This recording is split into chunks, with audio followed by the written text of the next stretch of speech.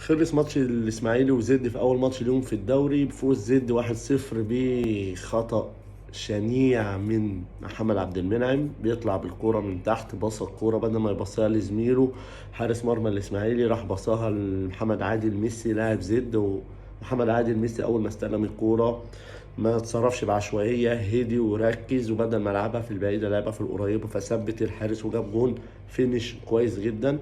ولكن هو الماتش نتيجة خطأ، واستغلوا فريق زد وقدر يلعب على الجول ده، برغم الاسماعيلي عمل ماتش وصل كتير. وعمل ضيع ضربة جزاء وهو ده ايهاب جلال. ايهاب جلال اضمن معانا هتوصل للمرمى، بس اللي دايما بيأثر في حق ايهاب جلال هو ايهاب جلال دايما بيطبق فلسفته. لو معاه فريق درجة رابعة هيطبق فلسفته، وده مش صح ومش غلط، بس هو المفروض انا ببقى واحدة واحدة، لازم اتنازل شوية عن فلسفتي واسلوب لعبي وابدأ العب يعني بشكل واقعي، ثم احط من فلسفتي والعب كوره بتاعتي، بس بالتدريج مش مره واحده.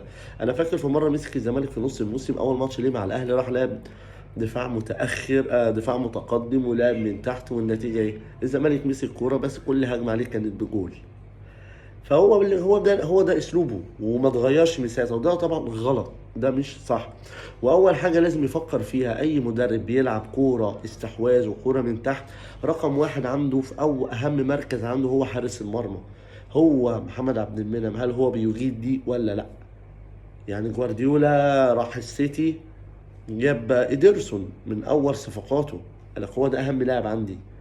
بغض النظر هو في التصديات مش احسن حاجه، ولكن بيقدر يلعب بالكوره صح، يخرجها صح، مش بيديها للمنافس. وكذلك كان فيكتور فالديز مع برشلونه، كان المفروض يمشي مع اللعيبه رونالدينو وديكو واللعيبه اللي مشيت، لكن جوارديولا ابقى عليه عشان بيلعب كوره برجله من تحت. فهو هنا انت لازم تبني على ده، تلعب بصوره واقعيه، تمام، وبعد كده تبدا تجيب اللعيبه اللي هتنفع فلسفتك. بعد كده بالتدريج طبق الفلسفة بتاعتك. بس هي دي كل الفكرة، مفيش نقاط كتير يعني. طبعا كواليتي اللعيبة، يعني لعيبة الإسماعيلي آه، مش أحسن إن هم ما استغلوش الفرص اللي جابتهم. دي كواليتي لعيبة، دي كواليتي لعيبة. مع إيهاب جلال هتوصل للجون كتير، بس هتستقبل أهداف كتير. وأنا طبعا محب يعني النادي الإسماعيلي، وبحب بحب الإسماعيلي وأتمنى إنه يرجع، فعشان كده أنا قلت أقول كلمتين بس.